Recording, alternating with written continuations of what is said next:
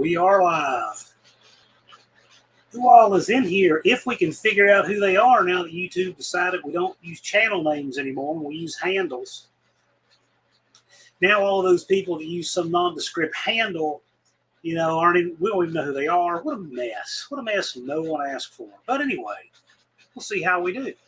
If we can't recognize you from the handle, we'll ask and we'll figure it out. So Lars is here. Unfinished Project Dark Sport is here. I was actually here first, and that's uncommon. It's very rare if I'm the first one in here. Usually it's one of those two. Wendy English, Mrs. One-Eyed Cat, Don English, the One-Eyed Cat himself are here. SSR Performance James. Dan E. Boyd. Lars is here. I believe this is 6th Street Garage, by the way. Lunar Outlaw. Bruce Colgin is here. I don't know what happened to my channel name. Me neither. They wanted to fix something that wasn't broke, apparently. Indecisive Garage. Tim is here. Howdy. Glad you're here. And it doesn't show on this screen, but when you're looking through YouTube, and especially when you put up your emojis from iPhone, it'll have American flags. Always looks great, but if you don't know that, you won't see it. And this is me lamenting what YouTube did. They dumped the channel names. Some people will be hard to identify this is correct. Buff Del Campo is here. My Aunt Nancy is here. Mohawk's wife, a.k.a. Crystal Onyx, is here. Buff says YouTube trying to keep everyone off balance. Yeah, check this out. You'll like this. So I did my short today, and I said, wonder what will happen if I do a short on my dad's AR-15. I do a short on Jethro, just hopping up to go to Lowe's. 2,700 views in the first hour. Then it flattened out. I do one on the AR-15, 54 views in the first 45 minutes.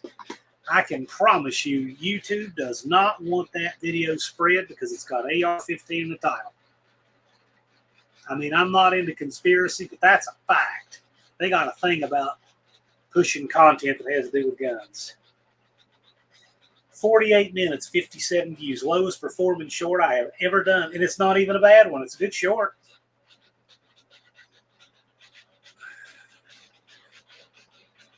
Yeah, I wondered. I didn't think it'd be that bad. I really thought the views would be good. You can change your handle. Yeah, you can change your handle. I think more people will do that now. YouTube has gotten rid of channel names a lot in favor of handles in different places. And now they've done it on the live streams, which I'm not a fan of. Levi figured out the Laguna's problem. Going to go racing tomorrow. Well, that sounds great. How many teeth on a 727 Sprague? The same amount of times Wilburn Day's No Name National, a 2-hour live. Says it? Yeah, says it. I don't know. I mean, it's on the Sprague race, there's 249 teeth. I thought I had it right here. There's 249 teeth on a 727 Sprague race, splines that press into the case. And I really think that this channel, this live, is the only place you'll get that information. I don't think it's anywhere else. For good reason. It's worthless information. It's a good thing it's not anywhere else. Jethro is a star. Yes, he is. Junkyard D is here. Howdy. Colleen Tebow, a.k.a. Mama M3.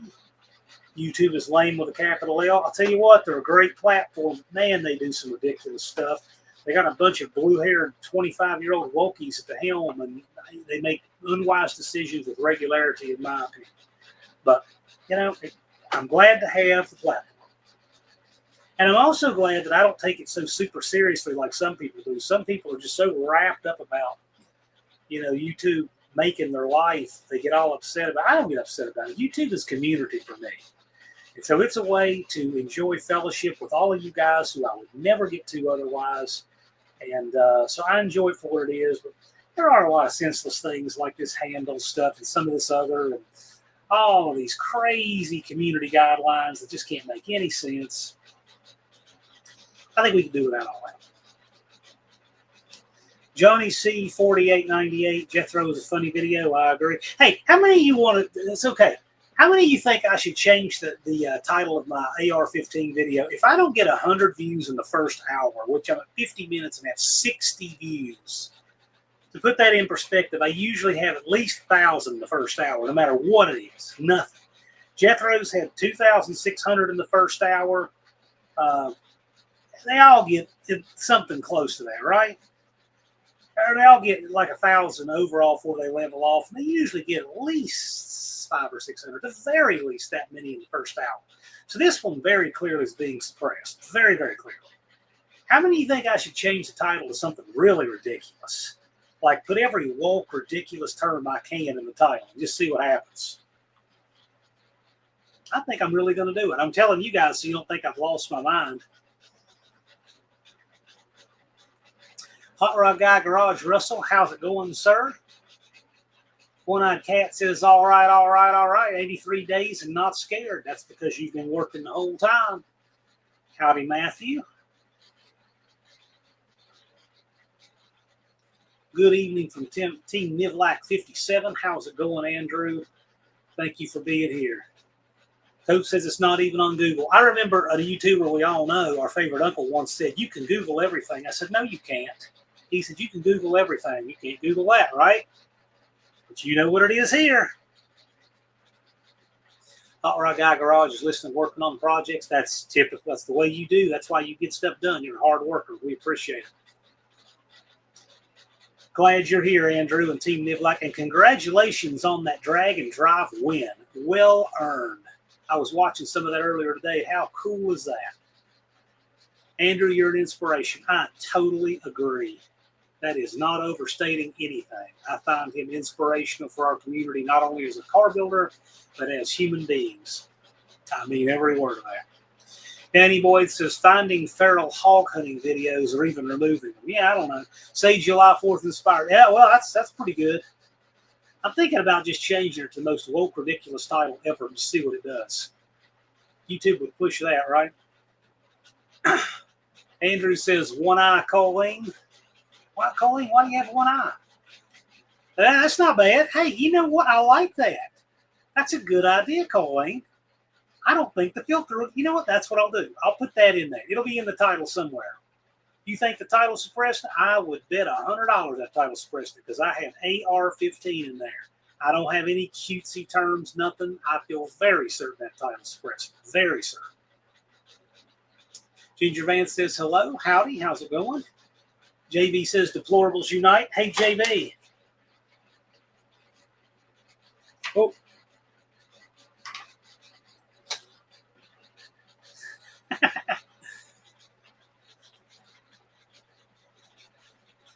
Ginger says, hello, everyone. And the One-Eyed Cat says, I'm down.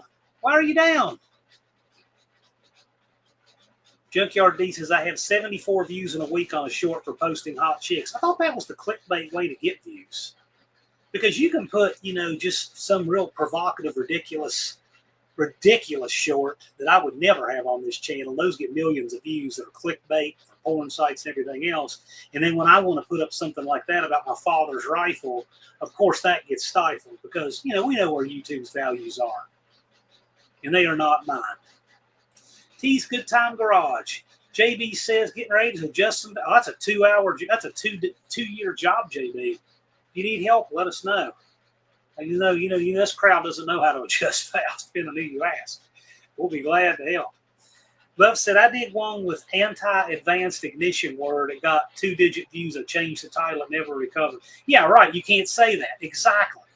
Completely legitimate. You can't say it. So stupid. So stupid. So stupid. Riley's Rebuilds is killing it on the Great Race. Yeah. Glad to hear.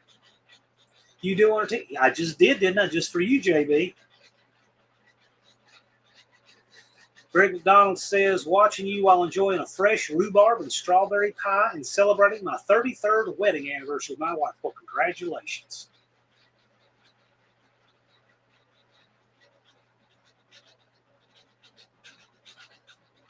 Lars puts up the link to Nivlac 57's latest video. Congratulations, gentlemen. Indeed.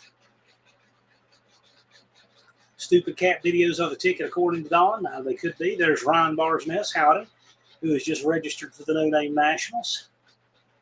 Hopefully his tow vehicle makes the trip too this year. I know they hit some hard luck and rallied. Junkyard D, so that's why I tried to do bikini pics in the thumbnail. Video was Chicks at runnings. Yeah, I won't go there. I mean, what if people want to do it, that's fine. If it has to do with video, that's fine.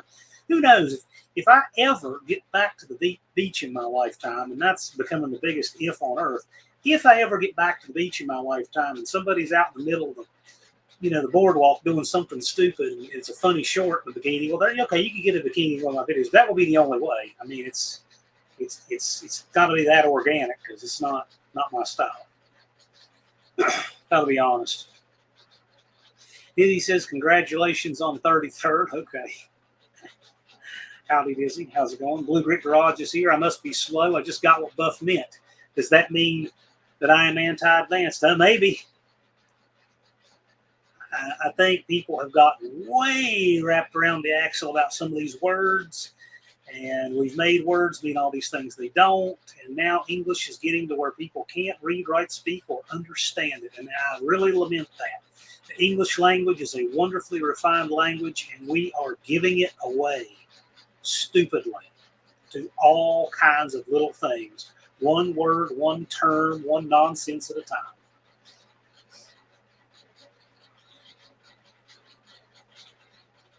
Mexican Spec is in the house. How's it going, sir? All right. I got 65 views in 57 minutes. If I don't break 100 in the first hour, I'm going to do something crazy with the title, and I'll share the results on that.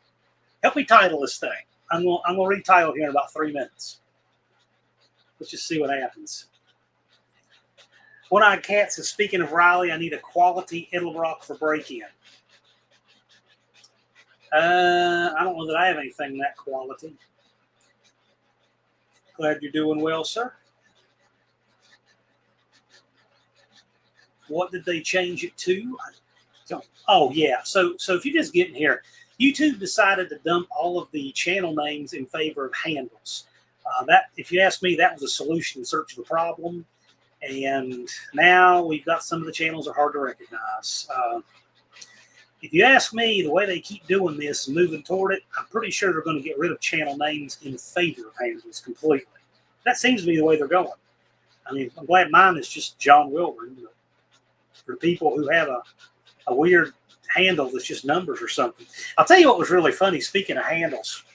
So when Brian Cabral fled YouTube because he got caught posting that picture of Jeff Allen's car that claimed it was his in a wreck and all that, he fled YouTube because of that. And he came back immediately as a guy named Kevin Turner. The Kevin Turner channel got started just hours after Brian Cabral deleted his channel. That's when the Kevin Turner channel appeared. Well, then when Uncle Brian came back months later, people would notice the handle was at Kevin Turner. He forgot to change the handle and got busted. And that channel was made hours after. So that's exactly what happened. No. He doubles down on his line. He would say, no, that's a friend of mine. Let me use his channel. They just happened to be started within hours after him deleting his in disgrace. But that's the funniest example of the handle giving somebody away. He used that for his alias, Kevin Turner, so he could still watch YouTube and not do stuff. And he got caught. Let's see. What else is going on? So here's a link to the AHRA short that I'm getting ready to retitle here in a few minutes. All right. In 1 minute, I'm going to retitle it. We're going to do something. I'm going to tell you what we're going to do the tail of the tape. Cope is in here. Must be too rough to be on the water right now. 69 Roadrunner Green Patina. Yes, indeed. Cope, Valve Body King of Chicago. Yes. You can name because it's America. This is correct.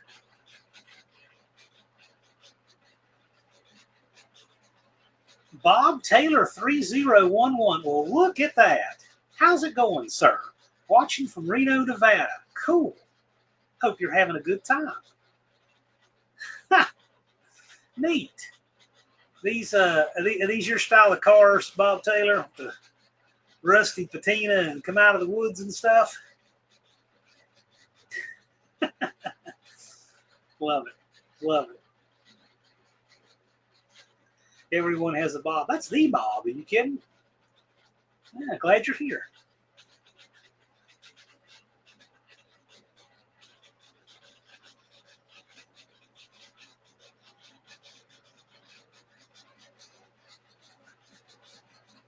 Yeah, Big Mike was here. I was talking with Big Mike earlier. He stumbled upon some really good comedy gold on YouTube, and I had to give him a call and tell him some of the backstory on this. He's just like, wow. Okay, 1 hour, 1 minute. We're at 70 views. We're going to change the title right now. We got to do something on this. So let's do something completely different. I like Colleen's A Roadrunner 15. I like that. You know what? Let's just do that only and nothing else and watch what happens. Okay, I just changed nothing but AR-15 to A Roadrunner 15 to see if it would fool the filter. We're at 70 views in 1 hour and 1 minute. Let's check back. Cope is at home right now, going to the lake tomorrow. Cool. More of a Chevy guy. Mopar's next in line. Next in line for what? I love Mopars. You're a Corvette dude. Tell them about your current rides there. Spiderweb, yeah, sometimes. A view of one of my dad's tools on an American classic. Yeah, and I may mess with it some more. I'm just going to try Colleen's thing just to see if that works. Because I think that was the only word that the Wolk filter didn't like. There's Barrows, howdy. And Lars puts up a link to videos Cope has on this new SFI 727 case.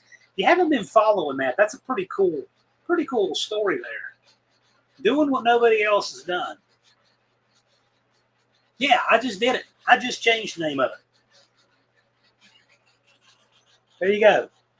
A Roadrunner 15. And it got 6 more views in the last minute. But we'll see. We'll see if it changes anything. This will be a good test. Or if I were to delete it and just re-upload the same one with that title, I bet it'd take off. Unity Motorsports Garage, Andy. How's it going, sir? Andy, how is the Casper-Matic swap coming?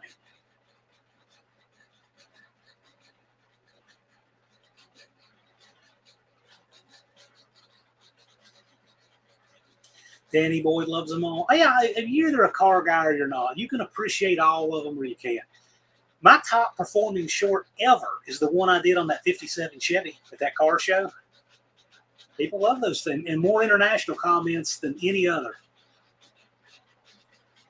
RP Dynalos says, I watch a lot of gun vids. They all seem to have no issues. Yeah, but they suffer from the search a little bit. There is a little bit of difference on the search.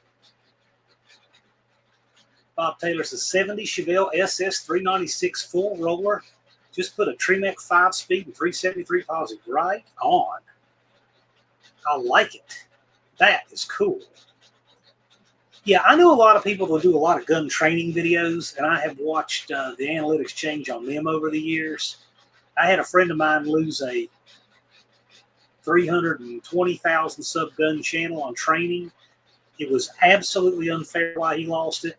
His third strike, and they were all ridiculous. They were all stupid.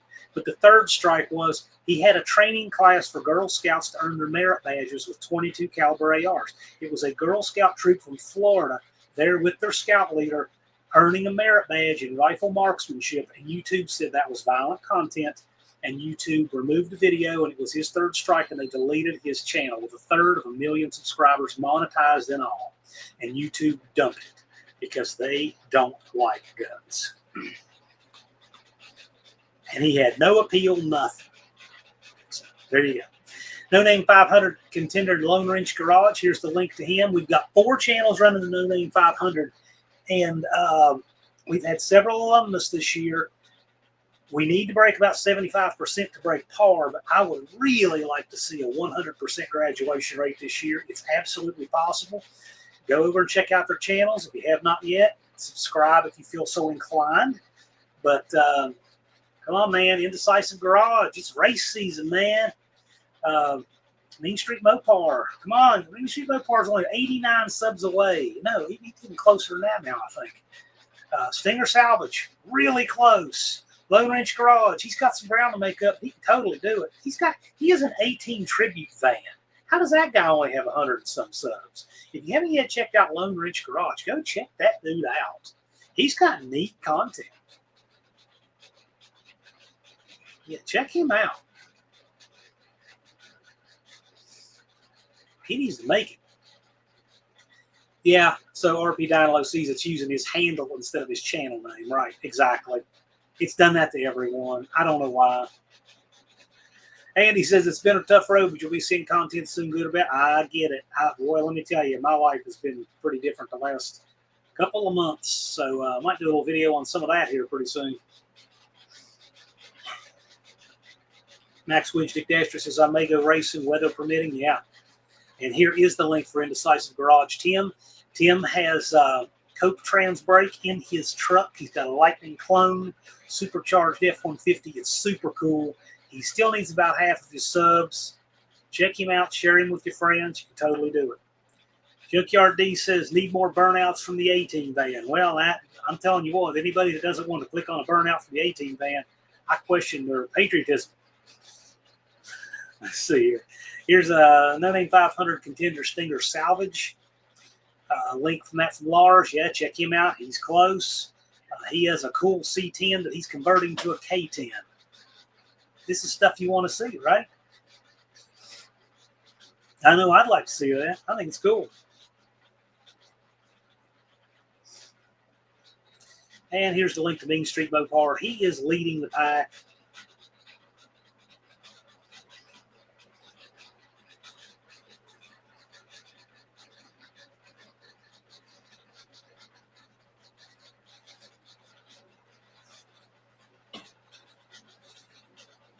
Maybe with grease on the tires. No, just roll through the water, man. Roll through the water and power brake if you have to. You can do it.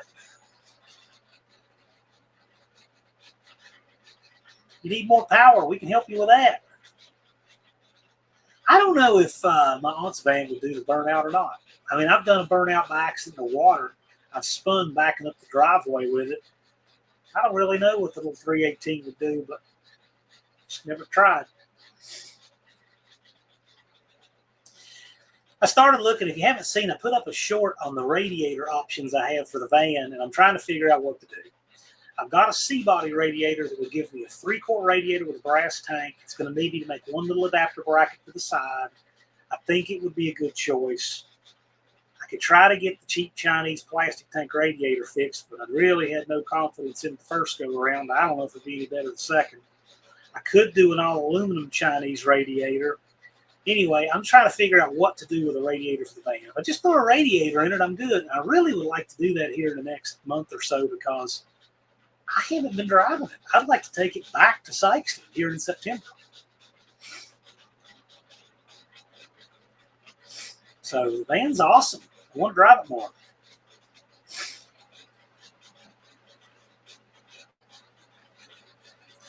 Turbo Tom is here. I didn't see you sneak in, but howdy. Andy says 272 gears are too deep for me. Putting a 350 gear in it to calm the nitrous launches down. Nitrous launches, you're already. So you've got it running and up, but you got too much gear in the rear for the nitrous to pull against, right?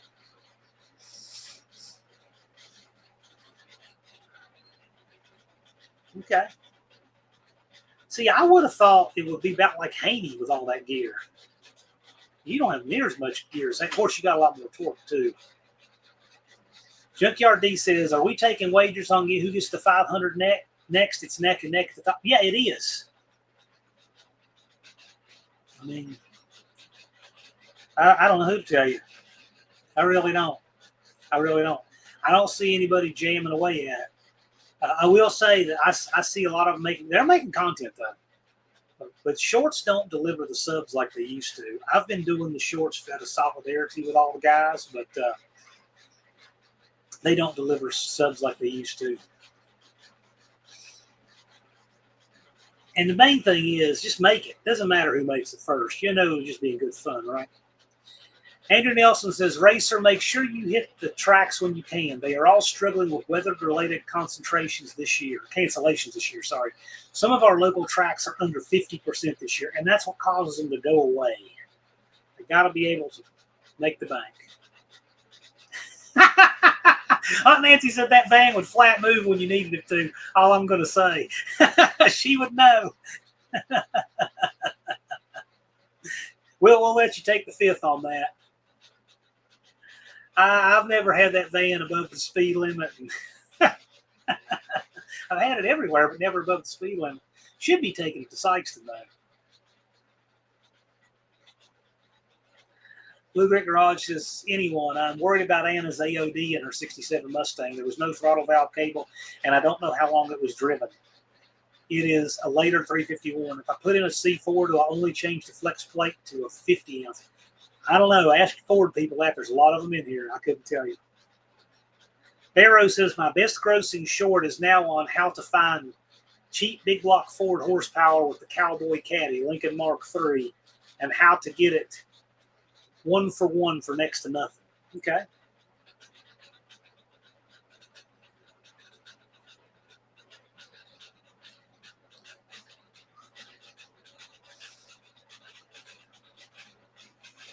Dizzy saying, Andy, I'm going to have to hit the juice after the 60-foot with 391 gears. Haven't had a chance yet. Going to be an experience. Dizzy, you're putting nitrous on that? It's going to be wild. RP Dynalo gave up on YouTube years ago. Have over 1 million views. Well, you haven't given up on it. You're here using it for what you're supposed to use it for, right? Did you give up on all the Fortune and Glory stuff? Because I never got into that at all. I never got into YouTube Fortune and Glory. I got into it for what I think are the right reasons. I still do. Andy says, I need to put a C6 planetary set in the 4R100. That will be the best fix. Okay. Good time to do it.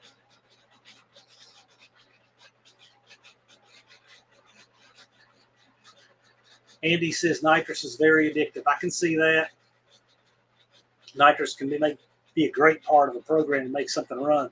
It also can crutch a lot of stuff too. So, pretty cool. Well, I hear Jethro barking. That took 28 minutes. I might have to go get him in a little bit.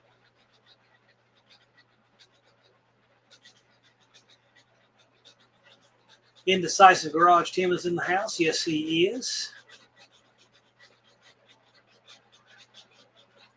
Laura's got to help JB adjust those valves, folks. Be back in a few years. That's right.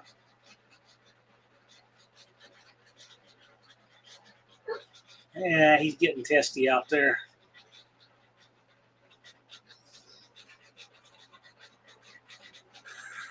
I don't know if I can let him out or not.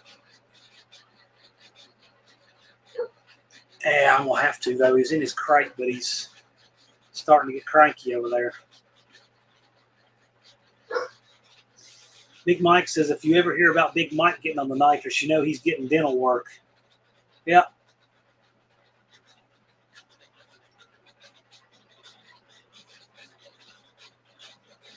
I'm watching my views on this short to see if it'll recover. It's not really. They probably said that that short is about infidels. We don't care what title he puts on it. I think what I'll do later is I'll post the exact same short with a walk title. See what it does. Colleen says, Jethro, it's been 4 years of Fridays. You should have figured this out by now. I would agree with that. The problem is he won't just come in here and lay down. He gets all cranked up during the live.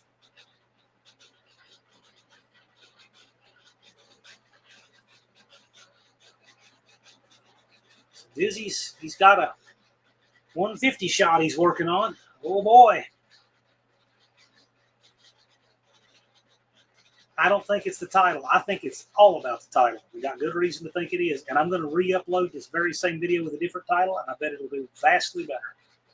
And I got really good reason to think that. We got a lot of data on that, actually. Barrows says, bought that wrecked Lincoln for the 460 and C6 before I pulled it to sell the car. Did about 12 shorts and all the oddities on it. 15 minutes of filming, landed a lot of subs. Okay.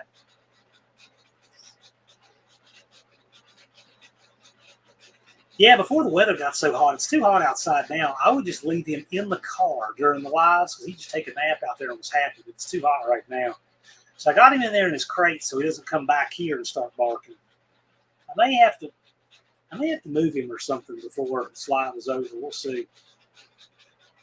But he doesn't like this because he can hear me in here in the office at the other end of the house and he can't come back here.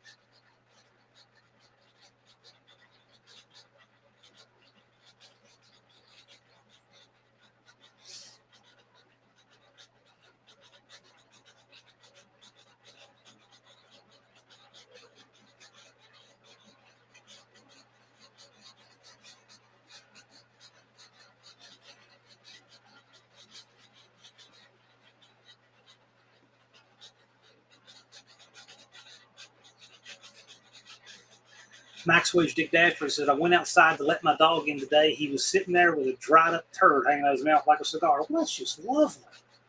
That's just lovely. Jethro would never do that. He would think that's disgusting. He didn't learn that from you, did he? It is just a title. Could it be YouTube content filtering based on audio sampling and keywords? I think it's probably the keywords in the title. Cover photo? I don't think so because the YouTube algorithm uses the title to do its filtering. I don't think it's the cover photo at all. I think it's the title. Of course, we can always differ on this, but we have a lot of data to suggest that. Yeah, I'm going to make a little bit different file so it doesn't recognize it as the same. It'll be virtually the same thing with a different title. I bet it'll change everything. Yeah, because YouTube will recognize the poison forever. Exactly. That's why when I change the title now, I don't think it's doing anything. I'm going to do exactly that. I'm going to change it a little bit. And I'll do it with the same cover photo on principle just to see if it's the title. We might play around with the cover photo too. Could. I really don't think that's it. The machine doesn't look at that like it does title. Your dog's freaking nuts? Obviously.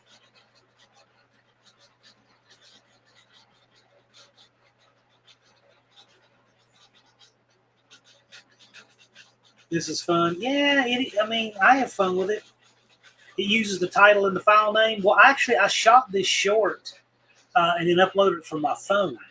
So when you do that on your laptop, you have a file name for the video, and then you could upload that and you put a title on the video. Copa suggested fixing your file name the way you save the video, which is smart. But when you do it from, say, your iPhone and you post it, you don't do that, obviously. That said, all of my others have been fine about all different subjects and everything else until I put AR-15 in there, and I'm betting money that's what it is. But we'll see. We'll see. I'm gonna reformat it a little so it knows it's a different video, and change title up. We'll see what it does. I'll report on here. I'll try to remember to report on that next Friday. Somebody asked me, so I'm going to do it. Max Dick Dasher says Dizzy says my most viewed video has 50,000 views. My least viewed has 19. Coach saying Haney had a 277 488 years. It did. I will say what's a little different though is the weight is about the same, but Andy's truck should have a lot more torque. And Andy's engine is sitting 525 pounds or so, or what is it, 600 pounds everywhere, Andy? I think it is a pretty good difference. And then spraying it, apparently.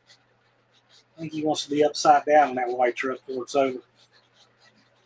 Buff said, I think there's an assigned file name when uploaded from a phone. Well, sure there is. There is. It's like IMG space and some numbers. But that's just how it assigns it in the library of your phone. I wouldn't have a clue how you would ever change that. I don't know that it would matter. I've never noticed it matter. It never matters on the ones I do.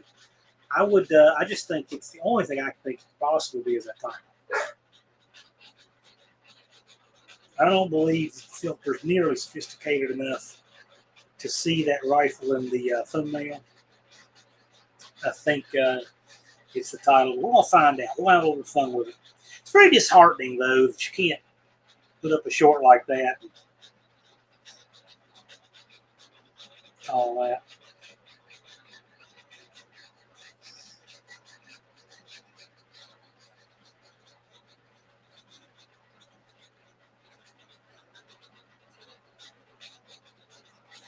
Cope says Haney had a 277 with 488. Did you change the gear in the back of Haney? Take a bunch of gear out of it?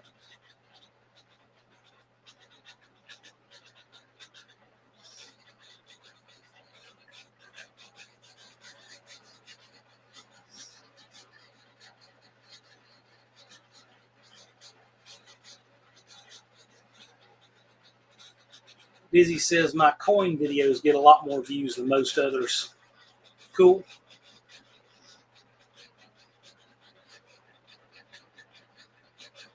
Cool.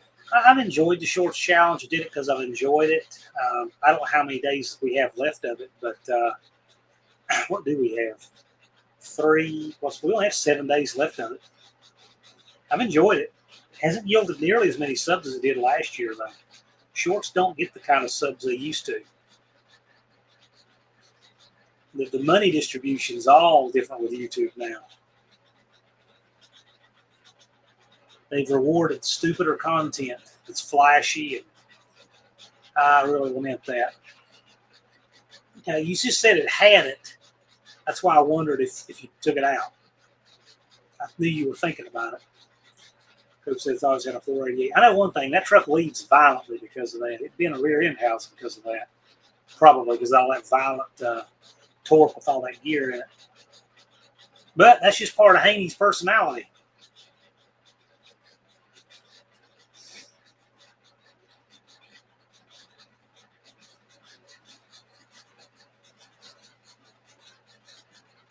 RP down low enjoys watching coin videos. Guess because I got some coin. Okay. Longs don't seem to get the views either. I don't know. Cope says Casper doesn't need a C6 gear set.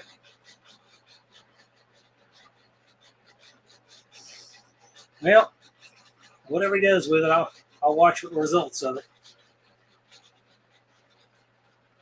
No cars, Mustangs, and minivans says, I'm glad my name isn't butchered. Yeah, if your handle was really close to your name, then you're fine. I regretted it. It was so much cleaner when they just used channel names. Pretty sure this tells me that YouTube is just going to get rid of channel names and go to that @ stuff. Come on, man. We don't need that. What we had before worked.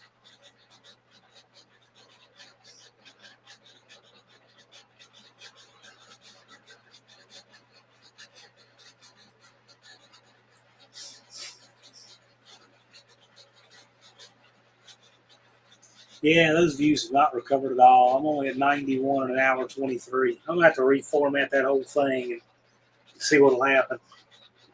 Boy, the sin of talking about America's rifle. My goodness. Isn't that just horrible?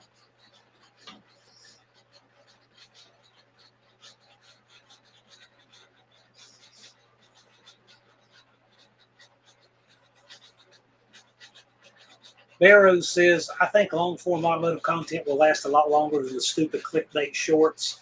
How the DIY is still evergreen if you can nail it down. So, yeah, I agree with that. But right now, so much of the money has been just pulled out of it and given to the flash and pan people, which is very unfortunate because it's discouraged people from making good content. Now everyone's going to need to change all their YouTube channel stickers. Well, I would say with this, there's going to be a lot of people who change their handle to more closely conform to their channel name, unfortunately.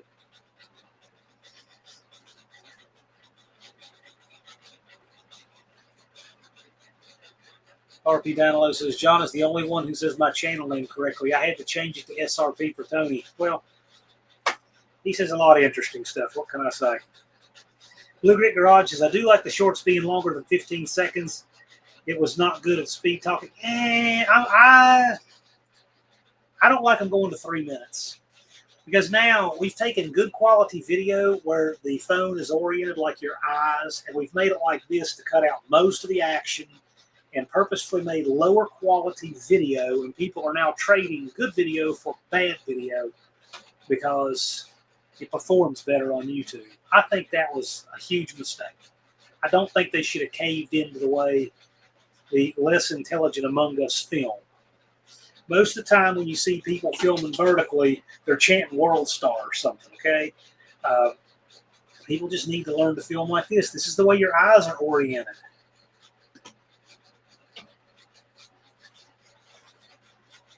I will say it's easier to get a short done. It's easier. And speed talking is not usually the way. Usually the way is just have your outline together in your mind. You can actually say a lot in 1 minute if there's no dead time. And then if you need to say more, you got to make another short. That's typically what I prefer. Buff said, I think everyone should try to change their handle right now and fix this mess. I think everyone should try to complain to YouTube and fix this mess. So One-Eyed Cat is talking about Uncle Sonny's duck, his cast metal duck that he sent me. And if you guys haven't seen it, I've done a short on it. A duck from the One-Eyed Cat. You need to see that. Dizzy says the best thing about collecting money is when you're done, you still have money. Okay. Mohawk's wife said, I like my handle, and it explains why Mohawk couldn't find my channel last night. Yep. Well, I remember your handle was that anyway. Crystal Onyx, Mohawk's wife. How do you complain to YouTube? you email them where they just send your complaint into a black hole and laugh at it, never read it. You know, I will say, does nothing special. How's it going? I will say this. This was funny. So one time years ago, I used to have a YouTube playlist about defensive use of firearms for my classes I taught, right? And it would show different real-life scenarios, security camera footage. YouTube just started deleting them for violence, breaking their community guidelines. And it said you can appeal it here. So I made a nice, Andrew Nelson, just look. Look, you can see it everywhere. You see it all through the chat. Anyway, I made an appeal. It was nice and polite and professional. And I told them, I've used this playlist forever. These videos are readily available elsewhere on YouTube. They're not graphic. They're used for educational purposes. I sent it in. And when I did, it says your review or your appeal will be reviewed and we will get back with you. And literally in the same inbox refresh, I got a denial. Absolutely not possible anyone reviewed that. They did not. It had an automatic denial that was pre-programmed to be sent to me if I appealed it. That is what happened. It came in the same inbox refresh. So in other words, it was already programmed to tell me no whether I appealed or not. Okay. Then they took down another one of mine. I think I had 9 of these. I did the same thing. Nice, polite, professional email. I told them why these lists, these shouldn't be taken down, educational purposes, all of that. In fact, a news broadcast, 6 o'clock news. There's nothing wrong with any of this, right? And YouTube still, same thing. Inbox refresh, it just sent me back a denial immediately. No one reviewed that. It was instantaneous. It was like an auto, you get those auto replies from people who are out of office. It was exactly like that. We have reviewed your appeal and decided that it still doesn't meet community guidelines. Then they took down a third one. And this time I'm like, well, obviously I got nothing to lose. I lambasted them. I called them a bunch of blue-haired woke people and all of this stuff. There's no wisdom at the helm and all of it. I blast them. I didn't get an auto reply. 3 days later, I got a response back that says, we have reinstated your video and decided it does meet community guidelines. So what this tells me is that if you put inflammatory words in what you write to YouTube, it will trigger a review by a human. That's exactly what that tells me. But isn't all this just stupid? But it's what we have. It's the platform. And when people say, if you don't like YouTube, just go over to Rumble. Who's on Rumble? I mean, we got what we got. Barrow's Garage says, don't get discouraged if you do a 5-minute video and people only watch 3 minutes of it. That's over 50% retention. I'll take that. So YouTube sees that as successful. Yeah, whatever. As long as people are enjoying my content, I'll do it. I'm not all about gaming. It'll let you change your handle once every 2 weeks if you really want to. Dizzy's been wanting to do a cold start for Mohawk this weekend. Okay. I want to see a nitrous pass on that car, Dizzy.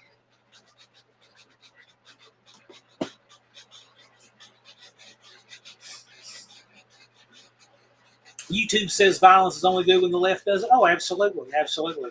If you have a channel that's promoting, these riots burning the city down or something, sure, they'll be all about that. It's unbelievable how biased YouTube is. It's full of examples, full of it. There's nothing special. Since I found cussing people and things got results. Cool, but that's not my channel. Cool. Yeah, I blasted them in that letter. I called them a bunch of blue-haired woke or something like that. And anyway, yeah, it didn't get an auto reply. That one got flagged for review. I just wish they'd be honest about it. Why do they send you something that tells you they have reviewed your appeal when 100% they did not? That's a lie. That is a lie. That didn't happen. And I don't know any other answer on these analytics, how far out they are, other than I dared to put AR-15 in my title.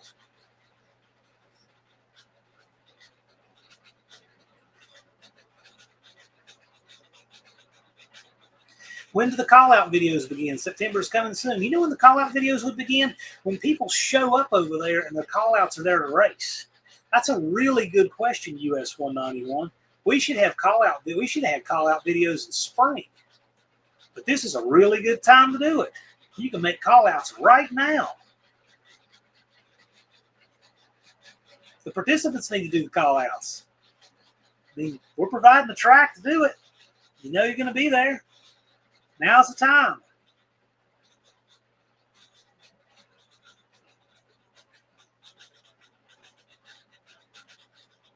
Name your video Taliban Tupperware. If I did it with the AK, that would be pretty good. But the AK has wood furniture, so. Danny Boy wants to know what you're going to do with your old 440.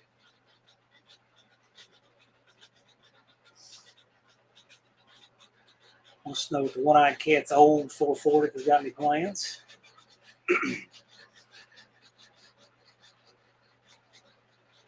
Don says, call out. JB knows it's on. It's a tradition. There you go. Both Don and JB will be quicker this year. They are both making big moves. Don has made moves every year, as has JB. Those are two hardworking guys. AKs and yellow Aloha snack bar. Yeah, I actually saw that engraved on a logo one time on the selector switch. It had semi-full, it had semi-safe and Aloha snack bar. Thought that was pretty good.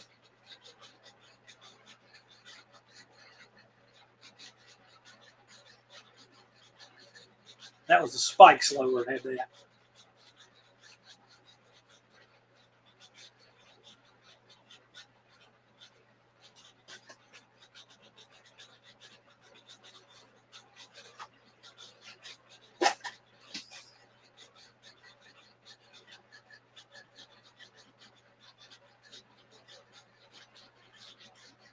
It'll be my rambling cold engine sitting in the garage. There's nothing wrong with those as long as you keep them from getting water down in them. They're fine.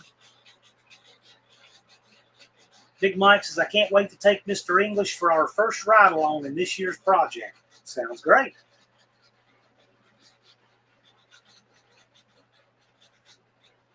Dizzy is waiting to get his antique plates from the DMV, then sending the car to friends for purge and return NOS lines. Barkley, is he doing them for you?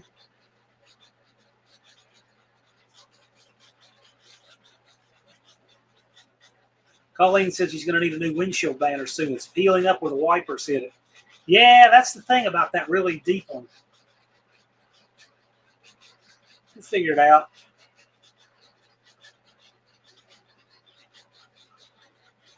Speed doesn't matter in brackets. This is true. I watched a 20-second Ford Festiva run against some 8-second quarter-mile Mustangs down in Bristol, and he was knocking them off. Because those guys would think he is about to cross the finish line. They were red lighting, running under, and everything else. I've watched that Festiva, 20-second Festiva, just go round after round. I love it. That was a fun Ford weekend event back in the 90s. It was great. Danny Boyd's putting a new O'Reilly Chinesian water pump on his truck this afternoon. Cool. Yeah, I'm still debating whether or not I want to try to do a Chinesium radiator in the old van.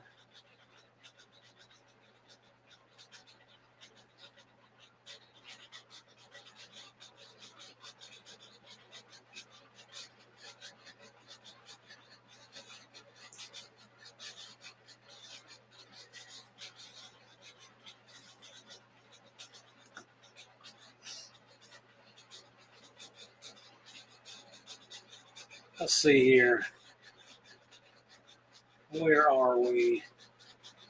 Yeah, the AK. Yeah, right.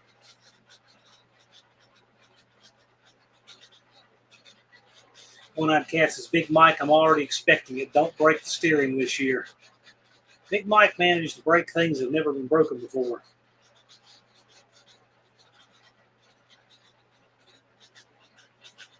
Mohawk's wife evicted my adult hens out of the house garage into temporary housing. Hot Rod Guy Garage Russell said, I've had good luck from China aluminum radiators. And that's what I've heard. I've heard a lot of good about them, so I may be willing to give that a chance. I've just heard a lot of people say, and I got to tell you, Russell's recommendation carries more weight than most because that guy turns out a lot of work. Good work.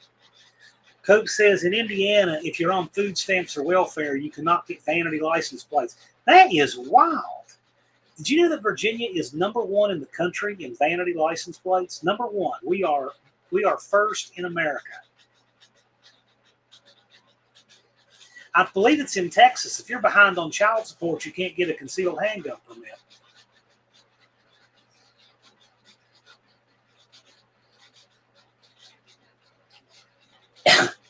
And I'm generally not a big fan of, coming up with ways to just try to regulate on people. But I do find that interesting.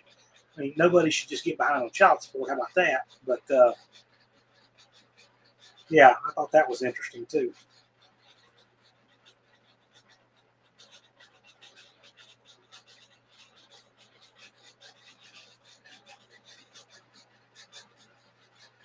That's very interesting, kind of. In Indiana, if you're on food stamps or welfare, which it's kind of the same, two flavors of the same thing there, it's a general form of welfare. You cannot get vanity like that's interesting.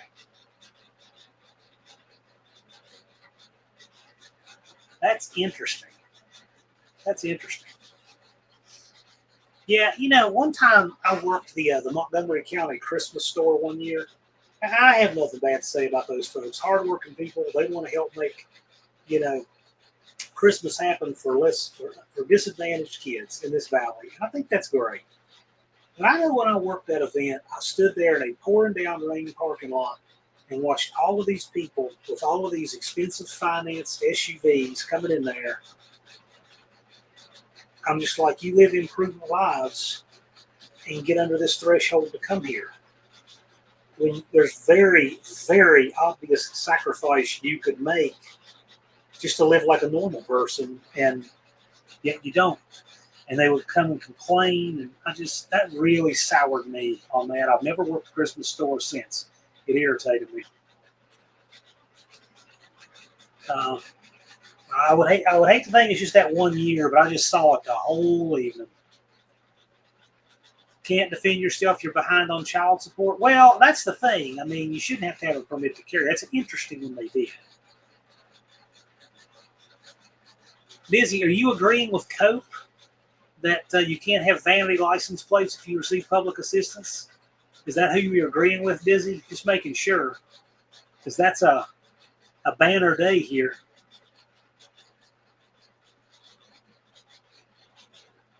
Levi says, if you can buy special plates, you can buy food or start to pay rent. Yeah, I don't know. Indecisive Garage asks, have you hit the like button? Junkyard D's anxious to see the road toad hit the track with the freshened 440. Yeah, it's going to be interesting. Mohawk says, in Illinois, if you are more than 3 months behind on your child support, they will suspend your driver's license.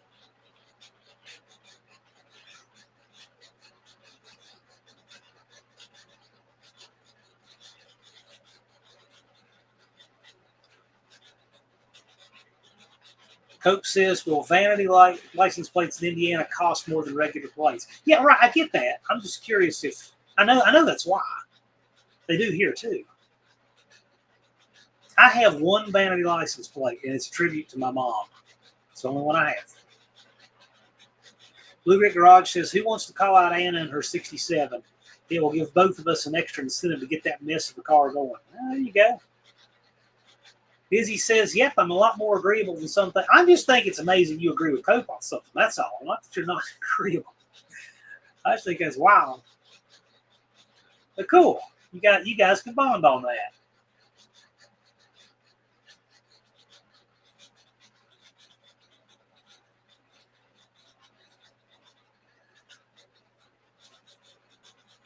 Mohawk's wife says, I have absolutely no idea how many young roosters we've got. I've lost track.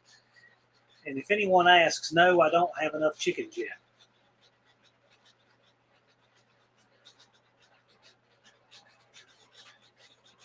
Dizzy says, well, I don't post BS about others. Well, you've called me an anti-American person who hates my country and everything else because I disagree with you. I think that's a pretty good BS you posted about me. And I've not been mean about it, but I'm going to call it out right now. I didn't appreciate that. But you're still welcome here, and we can disagree, and it's all good. But I just think that's a hard case to make. One-Eyed Cat says, I have a line on some used drag radials, but I'll borrow a set if anyone brings them. Yeah, I mean, Professor P lets you run some little 24s last year. If you haven't changed that rear gear, that's definitely your best bet. Cope says, easy there, Father Flanagan. No, I'm not Catholic. I can't be Father Flanagan. Main Street Mopar is here, the leader in the No Name 500. How's it going, sir? Cave Dave says, you know I'm a car guy and 2A supporter. I support the Hearing Protection Act and the Short Act, which, by the way, is to legalize silencers. The parliamentarian in the Senate needs to be fired or overruled by Jonathan Thune. Yeah, okay. Well, I'm just saying, philosophically, I support that. The mechanics of the politics is a little outside the scope of this, but yeah, I do agree with you. If they were just legal and no paperwork, nothing, just like any other parts, I'd have them on everything because I am a huge fan of keeping my hearing. Laura says in New Jersey, they won't let you pump your own gas, but they'll let you buy as much blue spray paint as you want. This is true. Danny Boyd thinks politics is for fools mostly. Let's see here. Cave Dave is a good dude. It's been a while since I've run into him. He's a good dude.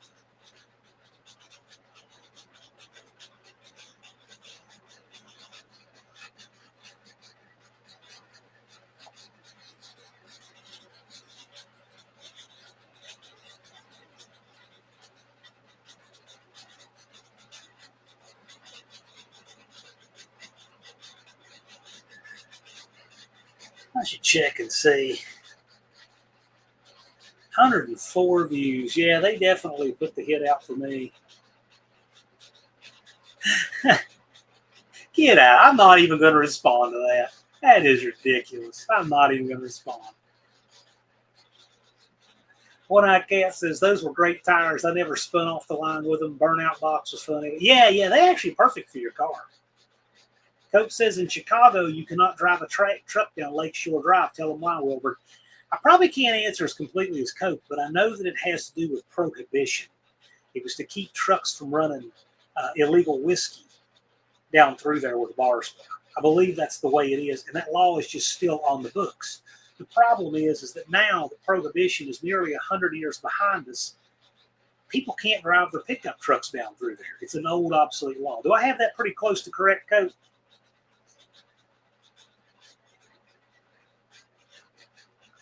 Yeah, Colleen said she's from New Jersey and rattle can my first Charger blue. Let me tell you, the rattle can in a car blue with spray paint in New Jersey is pretty popular. Still is to this day, I hear. Yeah, you can still do that very thing again and again and again as needed.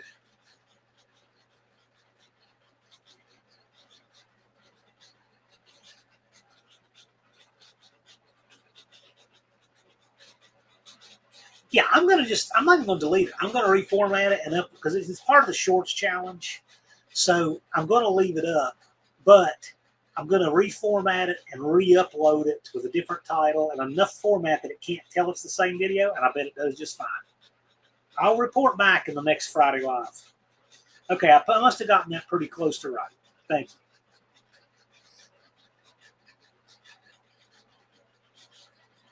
Andy, how fast have you gotten that truck?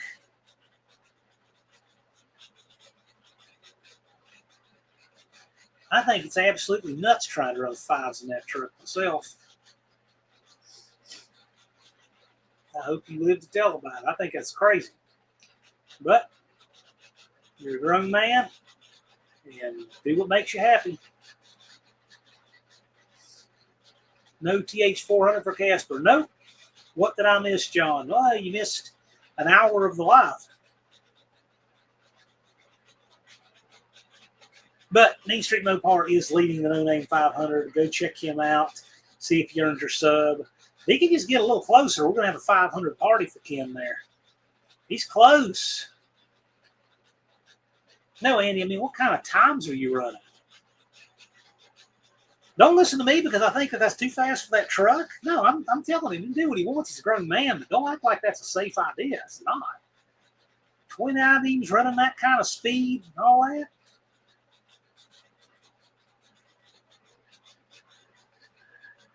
Big Mike Soupy Barnes said, about 15 years ago, I was involved in an accident in a Jeep with vanity plates. He crossed the center line and hit my front passenger fender and drove off. Did he leave one of them on the scene? I'm assuming he did, and that's why you knew that. That's pretty cool. Max Widget Dastro says, I had my dad's antique historical plates on the front of my car.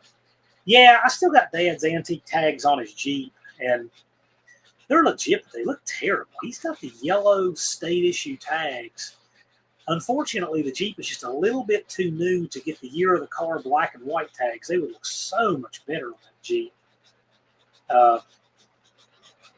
I might change him for that one day. I don't know.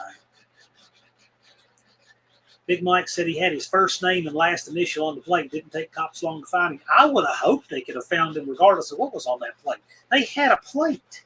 It was registered. Sketchy's a part of life. It's a matter of how hard you grit your teeth. I just don't, talking about people's lives, that's why I don't embrace stuff like that. I mean, I got to have a clear conscience. What I tell people I think is a great idea.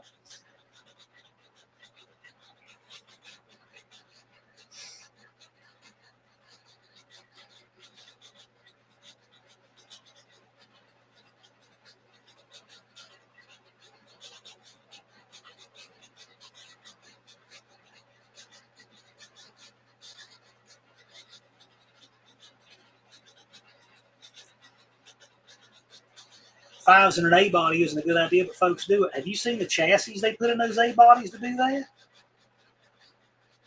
We're not talking about rubber bushing torsion bar leafers. I mean, that's generally not what we're talking about. That sit up high like a truck or any of that either. And caged and all that. People do all kinds of stuff, though. People do all kinds of things. You can watch I get notifications from the Police Activity YouTube channel. It just goes to show there is an absolutely unending stream of people that do the most amazing things imaginable. So, yeah, people do all kind of stuff. Dizzy says, relative is sketchy if your relatives are sketchy. I guess you say sketchy is relative if your relatives are sketchy.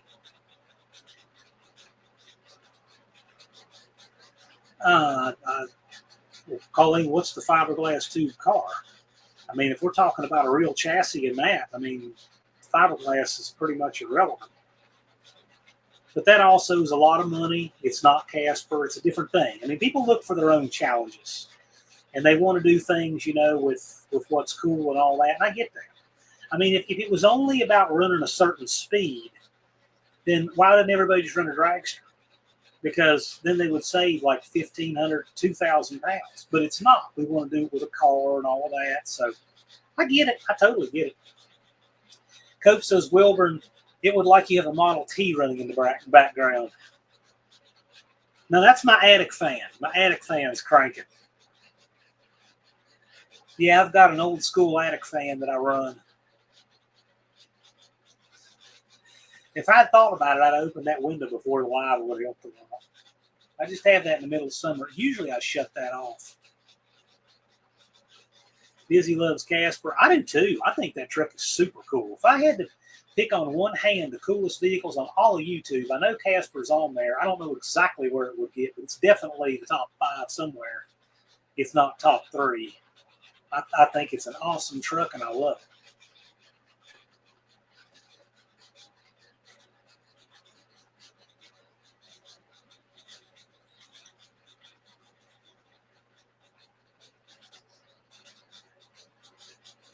Have no fear of the drugsters here. Coach says 3 blades. You know, I don't know how many blades it has because it sits up behind a grate in the attic and it has a big fan belt on it.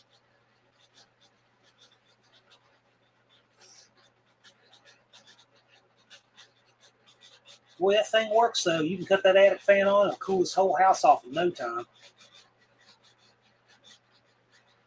Dougie, Dougster, Dougie. Big Mike says sketchy is relative as my channel motto. Yeah, if I have to find that. For those of you who haven't seen the short,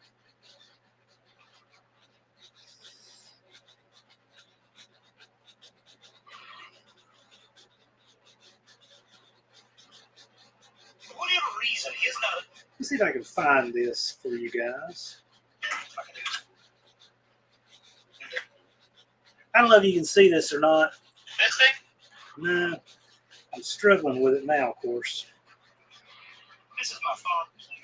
I want to show you something. Speaking of motto there, I almost had it. Now it's gotten all weird on me. I have on the dust covers, the ARs, we would laser etch them with the school motto, which is be dangerous, stay safe.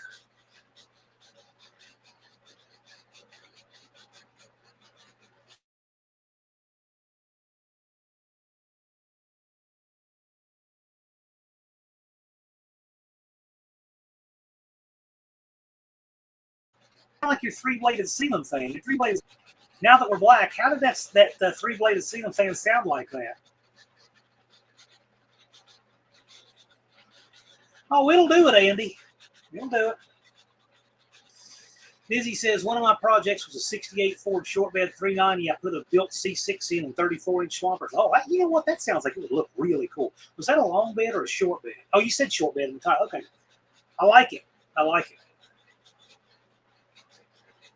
You said 68 Ford, it's a short bed, so I'm assuming it's like a 100, F100.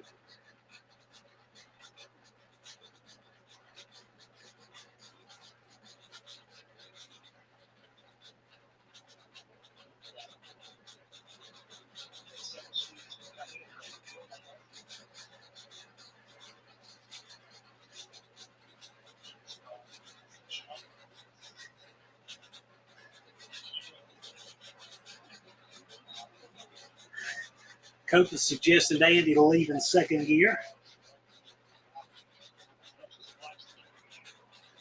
That's probably not a bad idea. Truck makes a lot of torque just like it is. Let's see if you can see this. All those dust covers said be dangerous, stay safe. And then you flip it down and have their name on the back. I just did that for all the students. That was the school's motto. We weren't sketchy. We would be dangerous, stay safe. Dark factory green F100. I like everything about that, Dizzy. That's my favorite truck. 68 F100 34s. The only thing I think would be better is a long bed.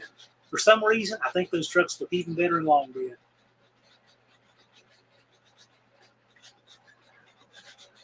Dr. Go says, good evening all. I'm sitting in my car with steering wheel off and broken turn signal bracket freshly repaired and ready to go. Back in, lots of junk in there, and I am slow. Got it. Yes, howdy, Dr. Go, indeed. Danny Boy says short beds look good as hot rods and as 4-wheel drives, but I prefer long beds. Yeah, you know what? For some reason on that truck, I really do too. On the 67 to 72 F100, I really like the long bed. If I was going to have one, that's what I would choose.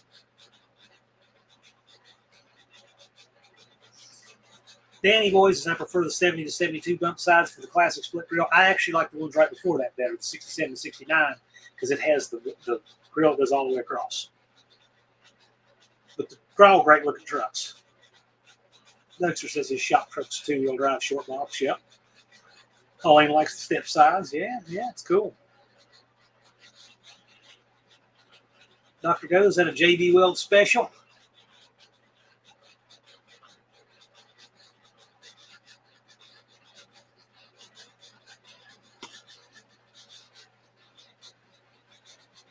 I'm figuring that I can show this if Professor P is in the house.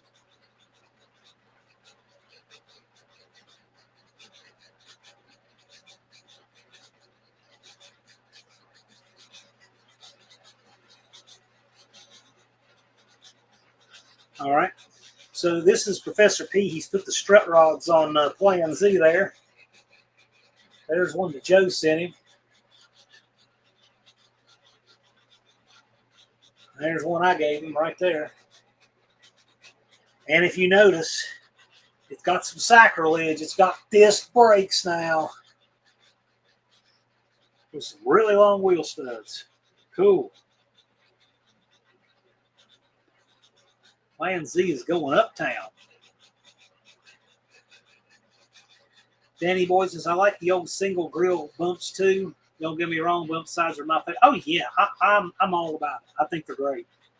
I think a 67, 68 Ford F100, I just don't think there's a better looking truck. Yeah, I'm nostalgic for like a 51 or 52. Those look really cool. Sanford and Son style with that grill. My favorite's got to be a 67 or 8. If I live long enough and just feel, take a wild hair and do it, I just may own a 67 or 8. But then the only thing about that is, every time I think about it, I look up underneath of it and I see all the Ford. I see all of that Ford stuff. I see the 390 and the twin I-beams, all of that stuff. Oh, man. I'm like, why couldn't Dodge have made this truck? Why couldn't Dodge have had this body on their truck? Wow. Or even GM. The Ford stuff was just so weird to me. But that's a lot of why people like the Fords, because they're so different. And I'm really happy for my Ford friends. They help make the world go around. So I'm always like it when I see Ford show up at stuff. I'm just glad I'm not the one who works on it. I do like them. Izzy says, before I sold it, I drove it to northern Missouri for a deer hunt. Had no problems. Cool. Indecisive Garage says, my dragster runs a 5.0 in the 8th with a big block Chevy NA. Yeah. Danny Boyd says, dent sides are close, but bump sides are just a bit slicker. When I was a teenager, I think before I realized the bumps and dents were not the exact same truck. Yep. Yeah, 68. All right. I don't know what my favorite is. I like it as plain as possible. When they started putting all that stuff in the middle of it, it was just too much. My preference is that grill with nothing else. No ornamentation in the middle added. That is what looks the best. Duxter says his favorite Ford truck is an 89 L8000 Aeromax. So in other words, like the haulers that Bigfoot 4x4 would use to transport the monster trucks back in the 80s. SRP says, when I was 6 years old, my dad had a 77 F-150 short bed with buckshot mutters on aluminum slots. That sounds super cool. You don't have a picture of that, do you? If you do, can you email that to me? I'll show it on here. I'd love to see that. Danny Boyd says, working on a Ford today, I had to unbolt my alternator just to get the upper clamp on my lower radiator hose. Oh my gosh. I don't know what kind of Ford. I don't want to know what kind of Ford it was. I just don't want to own that.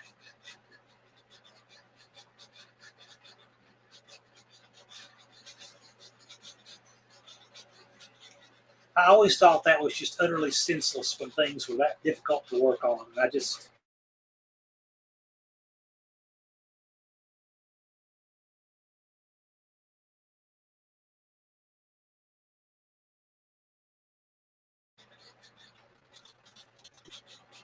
Danny Boy says, I arranged all the hose clamps so they can be reached out.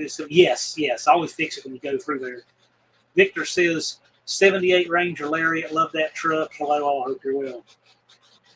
Big Mike says, my favorite truck I owned was my second 71 Sport Custom Short Wide 393 on the tree. I'm assuming we're talking about a Ford there. That does sound really cool. Yeah, it says he'll show it to us, has to get a hold of his 80 or one. Yeah. I'd love to see that. I have a friend that had a 71 F-150 or F-100 four-wheel drive, black, had 40-inch Gumbo Monster motors on it. Super cool truck. I loved that truck when we were in high school. And I don't know if a picture exists of it, but I don't guess we'll ever see one if it does. But that truck was super cool. I would love to have a picture of it today.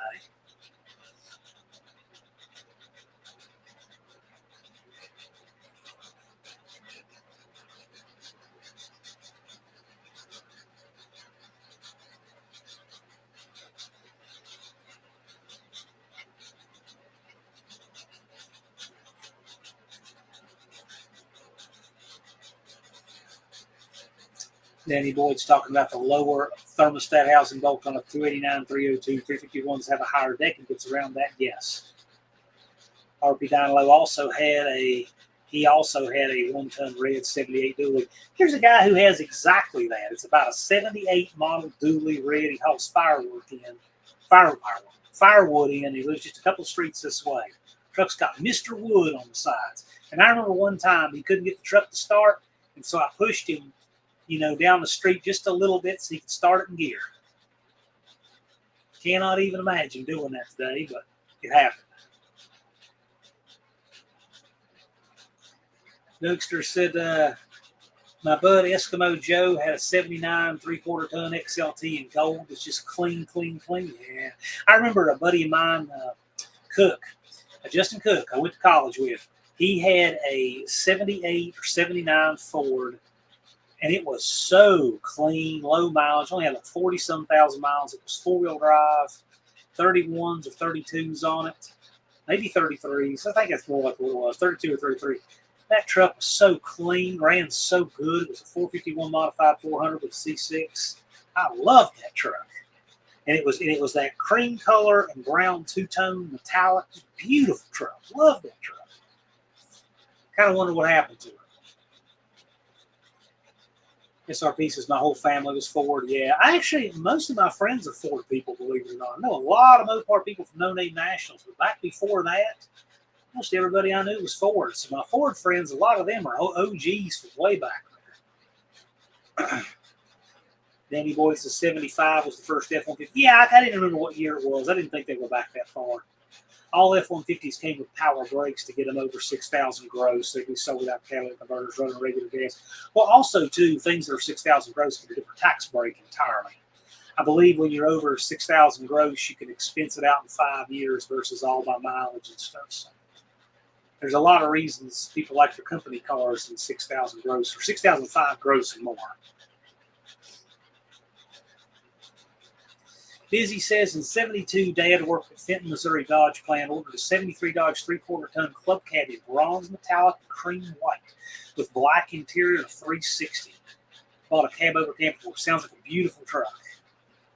That interior sounds really hot, though.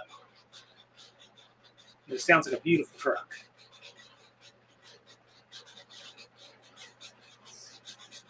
Danny Boyd wants to know if Linda is coming over.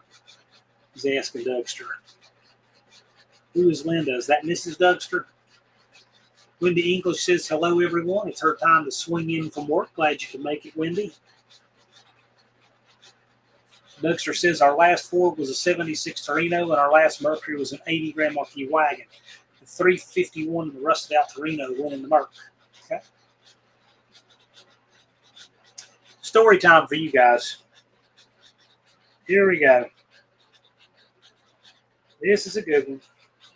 I had to get the day on it so I can scroll back and get it. I don't text this guy quite often enough to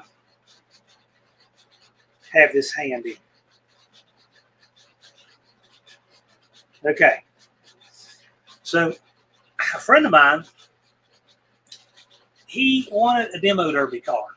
And this was in something like 2008. Maybe 2009. And he said, the car's in Blacksburg. I worked in Blacksburg. He lives in a different town, a couple towns over. He said, hey, can you go check out this car for me? I said, sure, I can do that. So I went to look at it, and this woman was selling this pristine Mercury wagon It was just smooth, smooth, smooth. And she's sitting there saying, oh, there's this little scratch on it here. There's this little ding in it here. We're so glad it's going to a good home. We've had all these wonderful family vacations in it and all of this. I'm like, oh my gosh. So anyway, I made the deal for my buddy. And she said, I'm glad I'll be seeing it around. I said, yeah, you can see it go around and around all right. So anyway, I left. And he came and showed up with the big old lowboy to load it. Went to his shop, and he got a little frustrated with trying to build the car, and that is what was left of it. He's like, nah, I'm not ready to build a derby car. Let's just get the weight and steel. So, nice lady that lived in Heathwood, if you saw this, I'm sorry. I was just a messenger.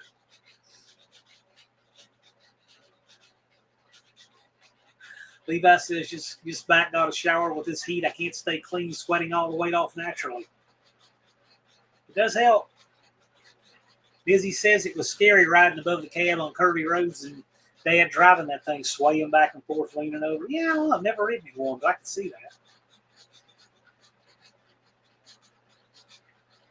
Danny Boyd said, my dad said the heck with Ford in the early 70s and drove Olds and Buick for the rest of his life. Mom bought a 76 Maverick, and he dogged it. After that, she drove GMs, but her last two were Fords. Okay. What did he get, a Vega, and find out how much worse they were than the Mavericks? Dougster says, Grandpa had a thing for gray Fords. He had a Battleship gray 81 Ford two-wheel drive truck. Next vehicle's an 83 LTD, same terrible color. I can see it being terrible, but I do like the 81 Ford truck. I like that square front end that they came up with. I do like that.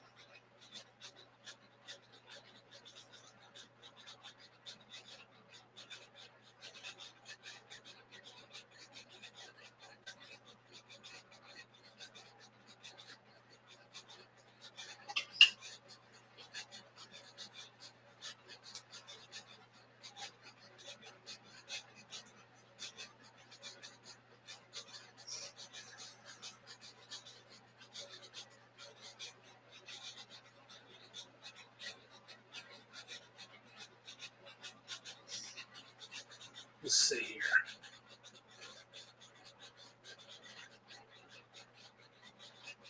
RP Dynalo says, my grandpa bought my grandma a brand new 67 Mercury Cougar, and she drove it until 1986. That actually was a pretty good long time for back then. It's not for now. Because frankly, cars are made better now than they were then. They just really were. Yes, they're overcomplicated now and all that, but the materials and the castings and all of that, a lot of it's really better. Danny Boyd says he went from a 70 LTD four-door hardtop 390 to a 75 Cutlass Supreme Coupe. As a kid, I hated those Cutlasses until he got his. Since then, I've always loved them. I like both of those cars. Danny Boyd said, I hated all those colonnades when they were new. I was never into all of that pompous-looking nonsense. It just was not my bag.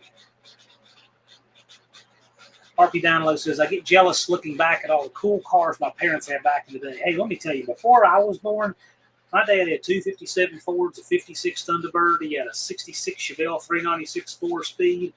He had a Mustang, a 39 Ford with a flathead in it. Dad had all kinds of stuff. And then, about the time I was born, he traded in his 67 or 66 Chevelle 396 4-speed convertible with 48,000 miles. He traded that in on a 66 Rambler station wagon, inline 6 automatic, with $500 boot. He got $500 boot. That was the trade my dad made. And my mom was just baffled by that. And so after that, he had a 68 Falcon. And that's the family car I always remember us having. It was a 68 Falcon 206 C4. And that was our family car. So I don't remember Dad having any of the muscular stuff. Duxter says, last truck my grandpa had was a forest green metallic with a silver center two-wheel drive extended cab short box with 4.3. He only owned it a few months before he passed. That was a sharp truck. What is a 4.3? What make is that? That doesn't 4.3 doesn't mean anything to me. Anybody else know what that is? He should have gotten 5,000. Well, this was in probably like 68. Meadowlark yellow, like my mom's 68 Mustang convertible. Oh, I love that color. The Dad's Chevelle was red with a black top and black interior, 396 4-speed. Mom always liked driving it. The 66 Rambler, I don't know what color it was. I just remember that's what it was. Even in 68. Yeah, I don't know. I couldn't tell you. But like the Chevelle had 48,000 miles, and I want to say that the Rambler was like 20-some thousand. And then he sold it when it didn't have any miles on it, and he got that Falcon. The Falcon had 23,000 original miles on it. He got it from an old lady, and it had the paper dealership floor mats in it. It was real well cared for and all that. But let's see here. Now see, that was the last time he ever got one, and just he used to trade, and keep a low mileage car. But once I was born, no way. Once I was born, he would keep them until they rotted in two. There is him with the 68 Falcon right there. Look at the rust on that thing. It had over 200,000 miles on it when he junked it too. Had over 200,000. And then after that, he got a 73 Caprice wagon that his mom had. And it had a bunch of miles on it. It was okay. He got in a little bit of a fender bender with it with some drugged up guy. And of course, they went to church with. And I don't think he ever got any good settlement out of that. I don't know what the politics of it were. But bottom line is it happened. Car wasn't towed, but had a munched quarter panel fender from it. He got spun around downtown. My mom said he was playing Dukes of Hazzard that day, but it wasn't his fault.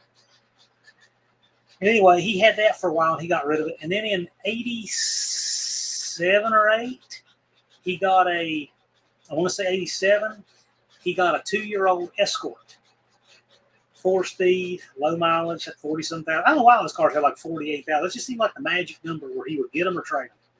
48,000 miles, and he put a whole bunch on that. And that Escort ran until its engine just like had absolutely no compression in it whatsoever. It was getting to where I didn't know if the thing would start to start. I mean, it would just blow all past the rings. It was bad. And after the Escort, he got an 89 Hyundai, which I still have. And then I drove it all the time. And when that car had 106,000, it got to where it wouldn't run. The engine was worn out. I bought it from him for $50. He said, well, you can have it. I said, no, let me buy it from you. You want something for scrap. Here's $50. I built a new engine for it. It was the first engine I ever built. I put over 400,000 miles on that car. Completely rebuilt the chassis, everything, engine and transmission in that thing. Converted it over from an automatic to a 4-speed. And drove it. The car's been everywhere. I still have it. Still here on the property. But after that, he got the Jeep, and he would drive it every day. And so since 93, the Jeep was his daily. That for the rest of his life. And I guess he found out that the mileage and all doesn't matter as long as you get a simple vehicle that's easy to maintain. The Escort was miserable. It had all that horrible 80s Ford engineering, and he did a timing belt on it once. Thought that about killed him. And then he found out that they have these special wrenches for doing the tensioners. Oh, just horrible. But anyway, yeah, no, well, that's the situation I was born into right there. 4.3 is a Chevy, I guess. 4.3 is a V6. It's a 350 minus 2. Okay, so like the 3.9 is a 318 minus 2 cylinders for Chrysler. Okay, gotcha. Red McDonald remembers when his dad traded in his 72 Chevelle for a 76 wagon. Cool.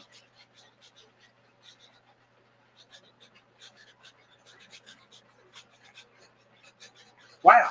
Busy says Dad had an Amphicar he rebuilt when I was 4 or 5 and a 56 Chevy convertible he rebuilt when I was about 8. That was baby blue, white top interior, chrome reverse wheels, and moon hubcaps. He had an Amphicar. That is really wild. Those things are uncommon to ever see in the wild. Danny Boy says 48,000 is the highest point of low mileage. I don't know about that. It's kind of changed over the years with cars being built so much better. Yeah, Dougster says today 90 to 130,000 is quote unquote low mileage. Yeah, exactly. It's kind of changed. I mean, you're going to tell me that 100,000 is high mileage for a Honda? That CRV's got 370-some thousand on it. Things. I took a valve cover off and changed a gasket on it once. That's how far I've been into that engine. I've put 2 sets of plugs in it. I've never had an alternator or water pump on it. I mean, for real.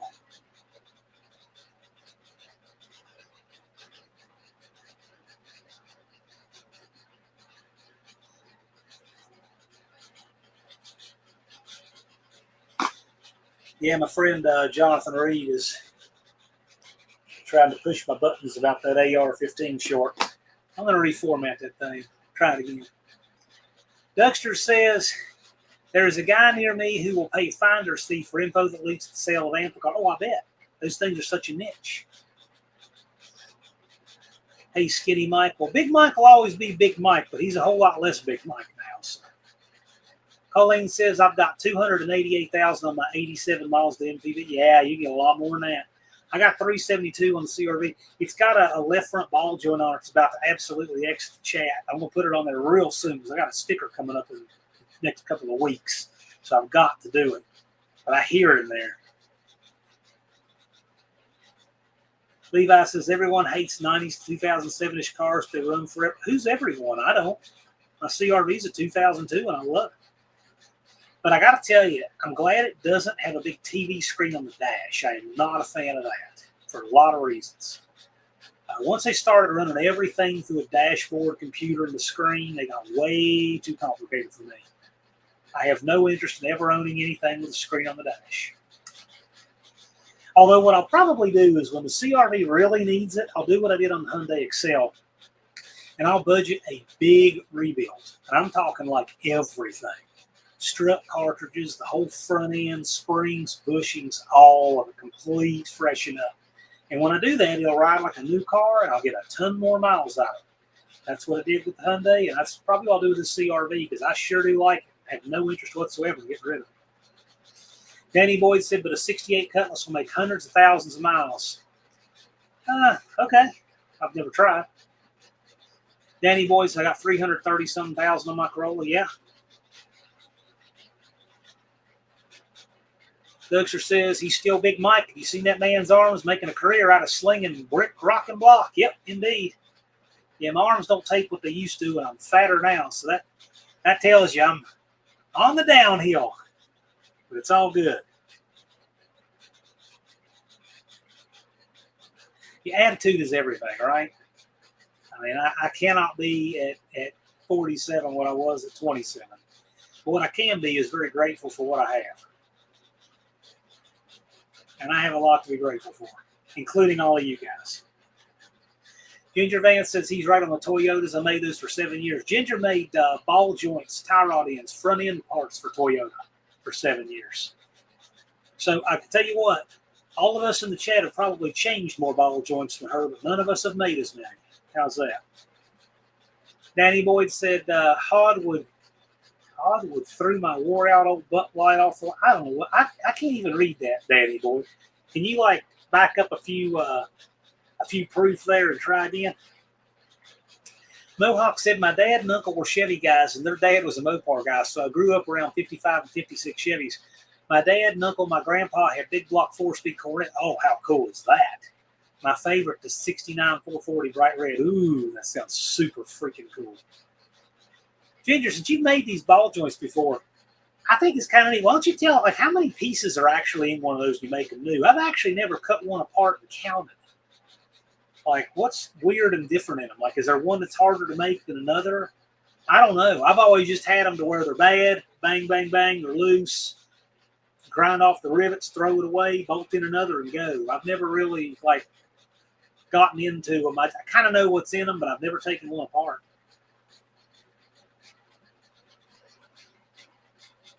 Dean says, then the electronic stability programs got to control everything, like a one-party, one-vote state. No, I have no interest in that whatsoever.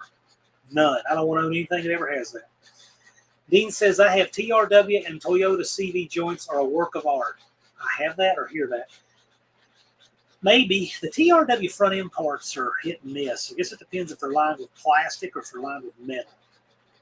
I don't know. Unfinished Project said, I posted a short on a little bag that my wife made, and it only got 83 views. No AR-15 in sight. I don't know. They had a trigger in there because all of mine do way, way, way better than that. That's the only difference. Danny Boyd said, I pulled the HVAC out of a 97 Corolla at the junkyard, and I'm going to try to put it on my truck. You pulled the HVAC out of a 97 Corolla. So instead of putting it on your Corolla, because now that looks too hard, you're going to try to stick it on your truck instead? Is that what I'm reading there? Is that what you mean? Because, I mean, that gets you a major league facepalm if that's what you're talking about doing there. Busy says, the most miles I put on a vehicle was a 2001 Dodge Dakota four-wheel drive with big tire and heavy-duty tow system. Bought new, 164,000 miles when I traded it in 2017. You've ever put more than 164,000 on a vehicle? That seems wild to me. Lowry Garage, howdy, man. Glad you could make it. Big Mike says, after bucking hay all day, I realize I'm 57, not 27. Yeah, perhaps. I get it. I'm not the 57. I'm about 9 or 9.5 or so behind you.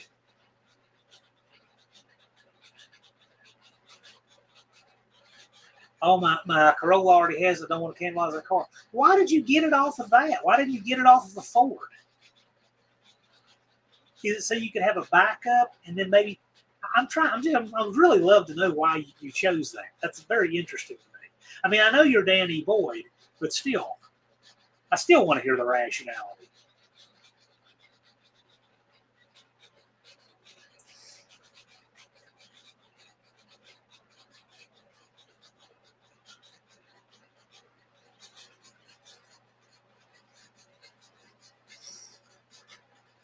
RP Download said, my family were Ford folks, but my neighbors had Roadrunners, GTX Barracudas, and Power Wagons. So here I am. Yep, right on. Tell you what, first Mopar I ever rode in, my uncle had a 92 Coronet Super B clone. It was not a good clone by anyone's standards. It was a Coronet that had emblems put on it, but who cares?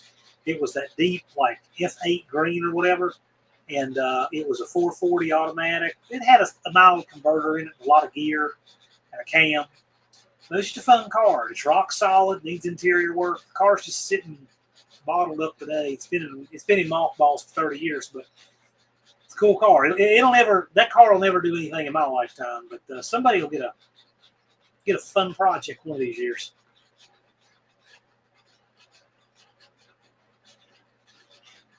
Main Street Mopar says my 99 Ram 1500 has 270,000 miles on it. Hey, you guys will know this. When did they switch over from the three number designation like 150, 250, 350 on Dodges to 1500, 2500? And Chevy used to have C10, K10, all that, and then they switched over to the 1000 series. I don't think Ford does it to this day. When did that stuff change? You guys would know that far better than I would. Unfinished Project is saying 94. Okay, that does kind of seem like a watershed year for being modern. Danny Boyd says the Corolla HVAC box is cable actuated like my truck's heater-only controls. So I can leave my OEM heater controls in place and their functions jive with the Corolla box.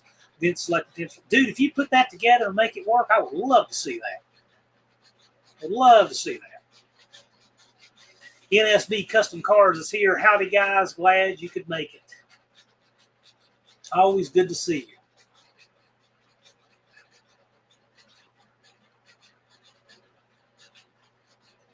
Destroyer says, I think it's when they redid the front end. So, yeah, that makes sense because 94 was the first year of that one that had that semi-looking front end with the grill up higher in the headlights. RP Download was thinking 89. He was thinking when they went to the more rounded plastic grill instead of the one that was inset.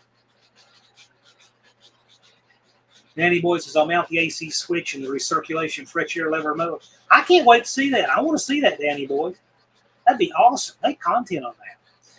Ginger Van says, I'll get on there and explain the making of them one day. Now they only have one upper ball joint. They used to have two. Okay. So what makes that they combine that on? Because I got to tell you, one thing on a Dodge Dakota that I always hated were the upper ball joints on a Dakota. They wear out in no time flat with stock size tires. You go to a big tire, I remember putting new upper ball joints on my truck, and a year later, they were worn out when I went for state inspection. A year later. I'm like, I can't believe this. And they were. It's just, they're junk. So what I thought about doing is using and they would go in for a whole lot of warranty and service work for ball joints when they were new too. What I thought about doing is using an upper ball joint from like a Chevy 1500 because it's much bigger. It's like twice the size. You can see why it wore out. It was too small. And I can probably make that work if I'd ever wanted to do it. But Ginger says they even made them for the Toyota Racing Division. That's cool. Ultra medium mic, yes. Danny Boyd thought about a Fox or SM95 Mustang HVAC box, but those require vacuum tower control. Hey, what is an SN95 Mustang? Is that just the one they came out with in the year 1994 that had the sleeker headlights? What is that? Is this that body style? Why do they call it that? Ford people can educate me. I didn't know if that was a Fox chassis or not, because they had the one that was the Fox, then it went to the AHRA headlights, then they made the headlights real lean, then they went to the one with the pointed corners on the turn signals that looked angry. And I don't know what they did after that, because they all just looked alike and weren't interesting. Buff is looking into the handle stuff. Okay. So short show your handle is a channel name, but it shows the channel name on lives and doing long form content. Boy, it doesn't show them in the chat of this live, unfortunately.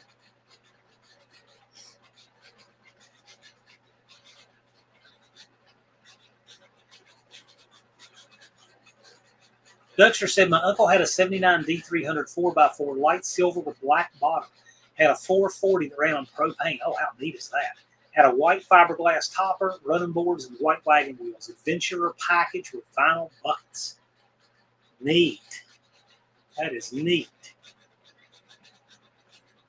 Unfinished project said, need pics, Dugster. I agree. Dugster, if you could send me those, I am happy to put them up on the screen. That sounds really cool.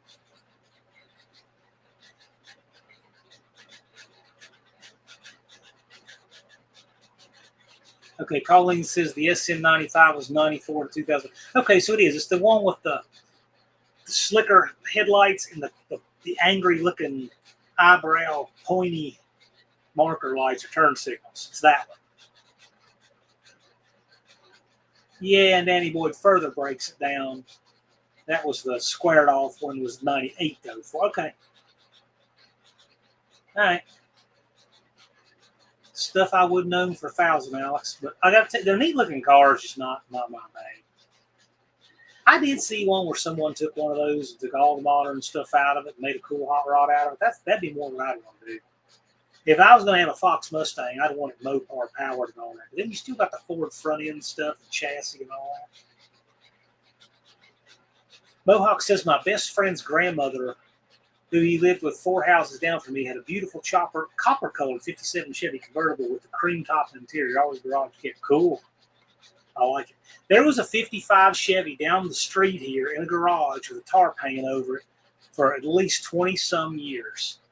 And then I saw it open one day, and then I drove back by it the next day, and it was gone for the first time in over 2 decades. I have no idea what condition that car was in, but it was definitely a 55 Chevy. It was dark private. Danny Boyd says the successor to the SM95 is the S197 in 05. Yeah, I would never keep all that straight, but that's cool. Now, I learned something today. All messages don't work if your YouTube administrator has removed Dean Stevens in 6527. Ask Rich 220. It's as if I'm not anywhere anymore. Yeah, he was live twice today, venting about the world. RP Dynalo says, I have an adventure package power. Oh, that's cool. That's cool. That's Damien's 95 Mustang. Cool. Buff says, chat is handle name, shorts are handle name, long form is channel name, lives listed under your channel name, things don't match it. Yeah, and they just changed that completely arbitrarily, really for no good reason. I can't think of any reason. Busy says, Dean, for me, it's eternally damned thanks to my fire and brimstone preacher uncle. Okay. Dougster says, the D300 was a power wagon. I remember the logos in the bird bath hood. Yeah. That was back before people just put logos and emblems on everything.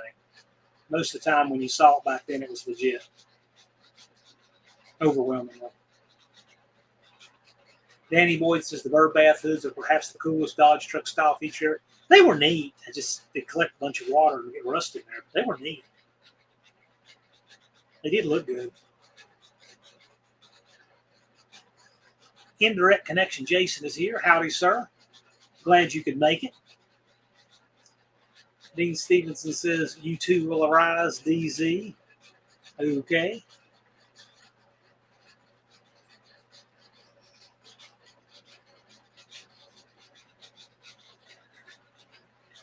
Lowry's Garage says, I've always been told that you have an addiction before you can get better. Well, guys, I did it again. I bought an 86 miles to B2600 with a 355 small block Chevy in it, and I have no idea why I need it. Well, that sounds perfectly reasonable to me. I mean, this car hobby is not based on need now, is it? I mean, we don't put big engines and stuff like that because we need to.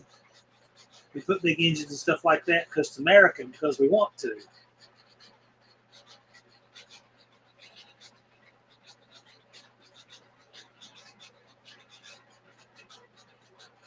You don't need it, you want it. Right. Just like no one needs 30 pair of shoes, but this is America. You want 30 pair of shoes, you can have 30 pair of shoes if you can afford them.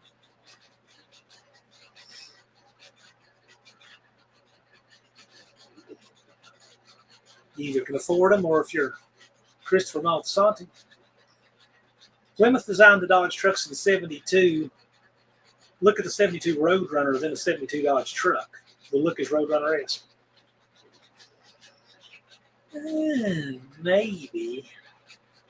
I mean, it's the bumper and the headlights. I don't know. I mean, I can sort of see that. It looks good. They both look good. I'll give them that. Both have bird baths. Yeah, they did. They both did. That's true. I was thinking about the grill and such. Danny Boyd says, I don't need ARBG fans on my computer. I don't need mag wheels on my truck. Right. We don't need these things. We're very blessed to live in America where we can have things more than we need. Big Mike's Oopty Barn says, my current favorite Dodge truck hood keeps the sun off my neck. Cool. Danny Boyd says, I don't need this mullet on the back of my head. Danny Boyd, I would love to see a picture of you. We never have. That might be really interesting. You want me to show a picture of you, I'm glad to. If you want me to edit out your face, I'd be willing to do that too. You just sound like such a character. You described yourself so many times, we've never actually seen you.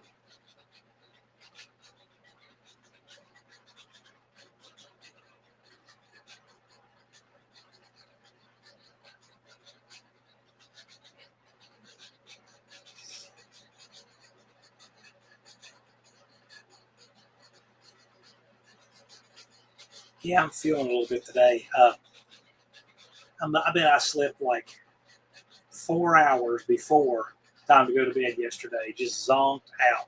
And then today I got that feeling like my back's kind of bothering me a little bit. It's catching up with me a little bit now, but it's all right. I don't know why, but we won't be having an overtime live tonight, that's for sure. But I'm loving being here with you guys. Danny Boyd says, I used a trunk mat over the windshield to block the sun while I ripped the HVAC out from under the dash of that Corolla.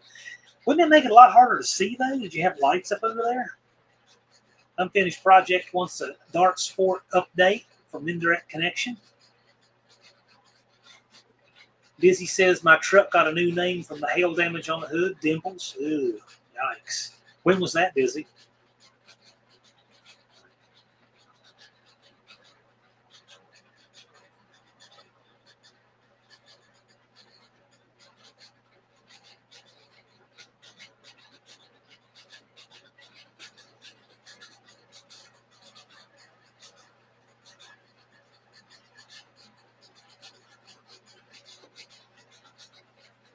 RP Dynalo says, kids have mullets nowadays. Makes me think what I was thinking in the 90s. Yeah, I don't know. They're all right. I did for a very brief time. You know, back then, no one even took pictures. We didn't care. It's amazing. It amazes me how many things we did back then that we just never even thought about whether we ever had a picture of. Things I would love to have pictures of today. There is not one video for Princeton Dragway in existence. I don't have one picture of my dad's 39 Ford. I don't have one picture of his Chevelle. I got a picture of his T-Bird. That I have. I got a picture of his Falcon. Somewhere I got a picture of that 73 Caprice. But it's just amazing that they just don't. Hey, Unfinished Project, if you want to send me that picture, like from the back, or you want me to edit it or something, I'd be glad to do it. Internet Connection says, I have to gather parts for the dart sport. Maybe I'll do a quick video this weekend to remind myself it's still there. Cool. Dizzy says, tornado missed us by 3 miles, but the storm was huge and nasty. Sure sounds like it. We had some powerful thunder and lightning here. Danny Boyd says, I was rocking a mullet and Krieger SS. Well done. He said, I was. Not at the same time. One was slightly before the other. Dugster says both the mullet and the 90s radical huge shades came back. Yeah, everything does eventually. It's rear view literal. I figured. If you want me to share it, I will. Up to you. Don says, FYI, John, in 2 hours and 10 minutes, me and Ron will be 60 years old. Never pictured where we'd be when we were 60. So happy birthday to Don English and Ron English, his twin brother, at the stroke of midnight, basically June the 28th. They will be 60. They were born in 1965. Congratulations on surviving that long. Two really, really great people who I look forward to seeing in September. So congratulations, guys. Happy birthday. Junkyard D says, I just put my mullet back in action a couple weeks ago. Cool. Unfinished Projects. Happy birthday. Yeah. RP Download said those WWE Randy Savage shades are too much. I'd agree. Technically, it'd be WWF Randy Savage shades. That was before the change. But yeah, you're right. I know exactly. You know what? For those who don't know, I will show you.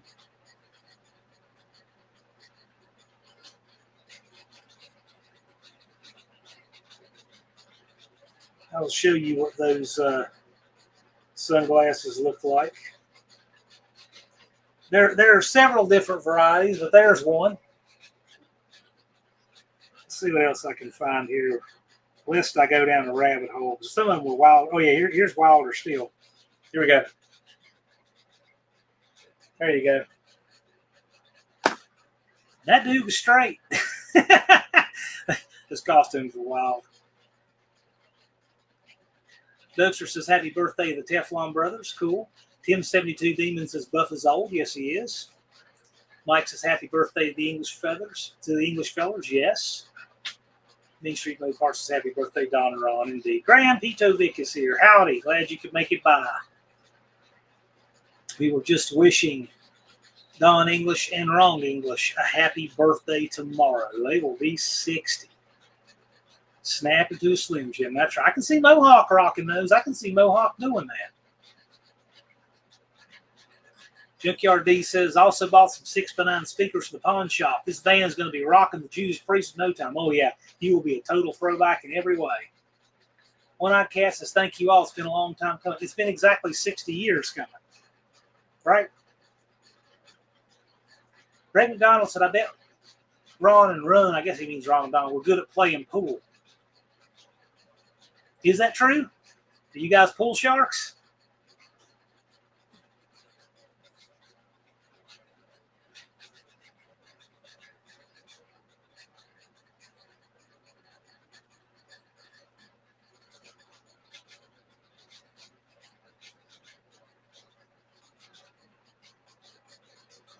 Danny Boyd says, I was a fetus 60 years ago. So you got 60 coming up soon, huh?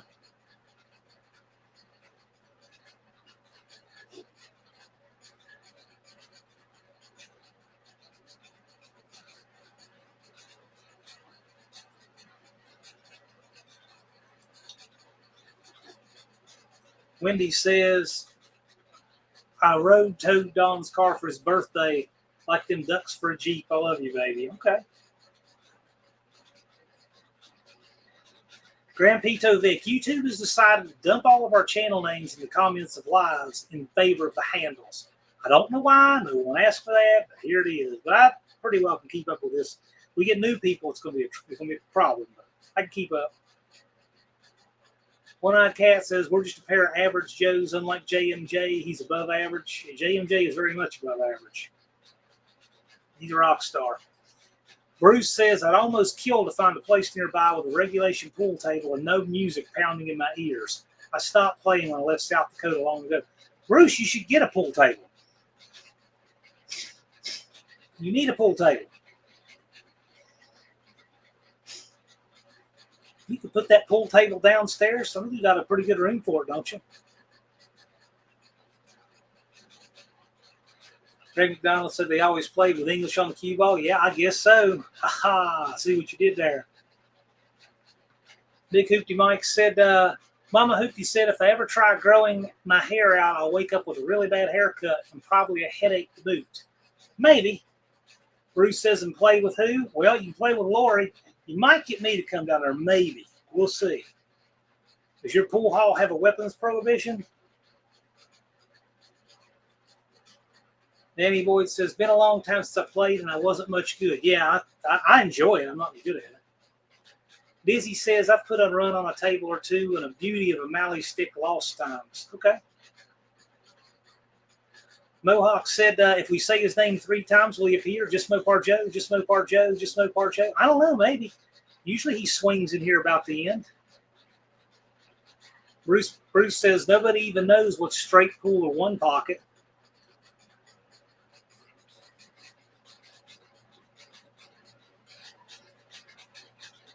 Grandpito Vic says, Grandma and me played so much pool years ago every night for weeks. It's been a minute, though. Yep. Dugster says, I don't have room for a pool table, but I do have room for a shuffleboard table. Oh, my gosh. Bruce says, I played all the way through my first 2 years in college instead of going to class. So the college I started at, Bluefield College, had a pool table in there for the students. And because I lived on that campus since I was born, I was playing pool, shooting pool since I was 7, 8 years old, all the time. I played because it was free. I just played all the time, all the way through high school and college and everything else. And then after my first 2 years at Bluefield, I went to Virginia Tech. And we had a pool hall over there. And I would go over there occasionally, but it was different. You had to reserve racks and stuff like that. It was okay. Never had anyone to play with, though. So I just hadn't played since. I haven't shot pool in a long time. I like it, though. I'm not any good at it. Bruce says, Lori, my first date was playing pool. Cool.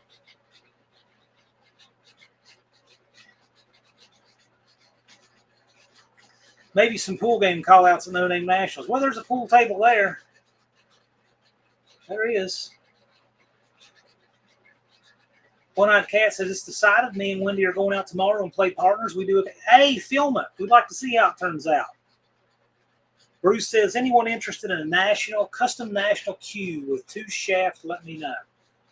I hope that's a piece of billiard paraphernalia.